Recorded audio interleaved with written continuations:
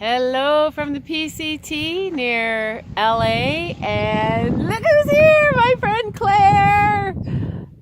It's not a silent, it's a talkie. No, I have to wait till you're finished. You're going to do all the talking, like always. Oh, yeah, I'm so glad she came. I am so glad she came. Claire came from all the way from Toronto, Richmond Hill, Ontario, to cheer me on and walk with me a little bit. Yay! See how she cheers me? And we've been eating and errand running with a car, which makes it so much easier. And now we're gonna go hike a little bit together, right up there on the PCT, right, Claire? Yes, I'm all in. I'm all in, at least for an hour. Yeah, and then she'll come back and pick me up at the end of the day. So this is day 31, and Claire is a Hiking Home for Shelter sponsor and an expedition sponsor and donor. And so thank you very much, Claire, for your support. Pleasure. And so proud to support you. Everybody, you support us too. Keep thinking about Linda and cheering her on. Thanks, Claire. And don't forget to, if you're interested in donating, go to gofundme.com/hiking home for shelter, and there are 2 ways you can donate. Read all about it there. Thanks for your support, everybody.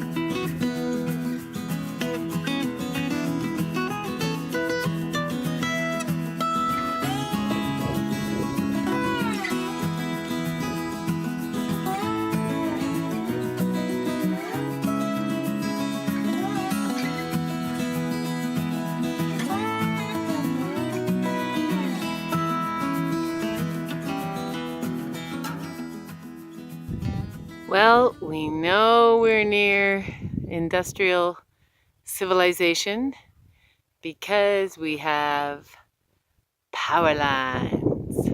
Yep, hydro corridor to LA. So I just thought I should explain to you what's going on.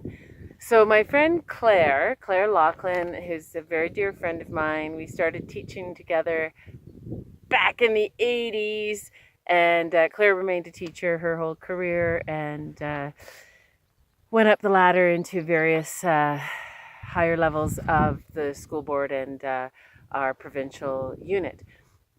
Whereas I left teaching after 15 years and went into real estate, but we've remained friends all this time. So that's gotta be, I don't know, do the math, over 30 years of friendship. And Claire is really she's really come through with her support for me, and I'm so thankful for that, and how she's demonstrating it by getting on a plane, flying down here. And we had to estimate weeks ago when she was booking where I would be, and we kind of overestimated by about 80 miles. So she came and picked me up where I was back at I think it was about mile 355, somewhere around there. And we've now fast forwarded to where she had booked the hotel in Palmdale. I think it's called Palmdale, California. And so she came out this afternoon and hiked a little bit with me and went back to the car, back to the hotel to do some things. And she's going to pick me up at the end of the day. Funny story about Claire hiking with me a little bit. We were so excited to have one another. Claire was excited to be here and give the PCT a little try. And I was just excited to have company because I'm virtually a solo hiker most of the time, and especially a good friend from home. So we parked the car, we picked a spot. I mapped it out where Claire could hike in for about an hour and hike back to the car in an hour, and then I could keep going and she could pick me up in the evening at a further designated spot down the trail. So we get out of the car and she goes, "Oh, there's the PCT sign. I want to get a picture with it. This is so exciting. Let's go hiking." So we pass the PCT sign and we start hiking up. And we see a hiker coming down. "Hello, hello, how are you?" "Fine, thanks." And down he goes. And I'm thinking, a southbounder. Unusual at this point because he looks pretty weathered, but whatever. 10 minutes later, another southbounder. And we say hello and they pass us. Or there was a pair of people. And then in the distance, I see two more coming. And this is coming up to like early mid-afternoon. And we're near a KOA camp. And I put it all together and I go, okay, 1, fluke. 2, 3, no way. We must be heading the wrong direction. Because there are virtually few if none in terms of southbounders in this area. So I say, "Claire, I think we're heading the wrong way." So I checked the app and go, crap, we were so excited. We got out of the car, saw the PCT sign and started hiking. Didn't even check which direction it was going. So anyway, we took a dirt road back down to the car. That was Claire's hike done. But not mine. I had to then start in the northerly direction the way I'm supposed to be going, which is, yes, northbound. And so here I am, heading northbound in the 445 to 50 range.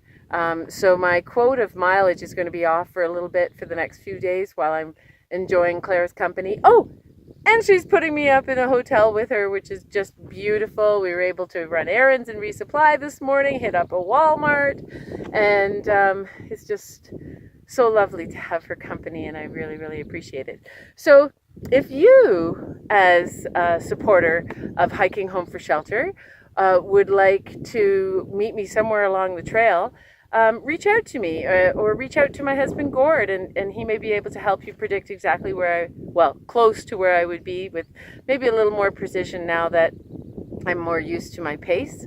And it would be wonderful to see you, especially if you would like to support shelters for women and children who suffer from domestic violence. Throw something the sponsorship way at the GoFundMe.com/HikingHomeForShelter. That would be just wonderful. It's amazing as I share the story as to what I'm doing here on the trail, the number of people who have actually made use of shelters or come out of abusive relationships. Wow, I'm surprised. I think I've lived a sheltered life. But I have had no need of shelter, thank God. So if that appeals to you, let me know.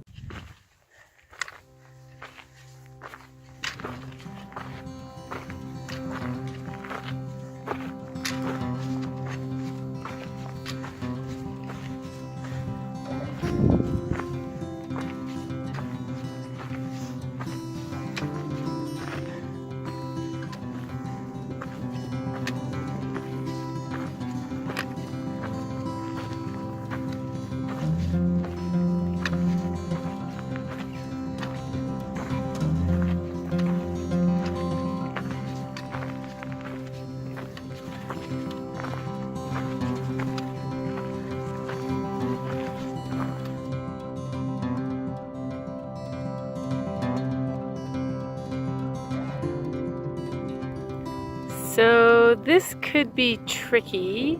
I've just come around the bend and I see where's this highway in the distance. That's only about between 2 and 3 miles away. And that's where I'm supposed to meet Claire. The path, the PCT, goes under the highway and continues on the other side, which is really convenient for hikers. But I'm supposed to meet her like on the highway. I said, oh, don't worry, I'll find my way up to the highway. But now that I see it, it's like what we know as the 401 at home. Might be a problem, but I'm sure there's a shoulder for her to pull over on to come and pick me up. We'll figure it out.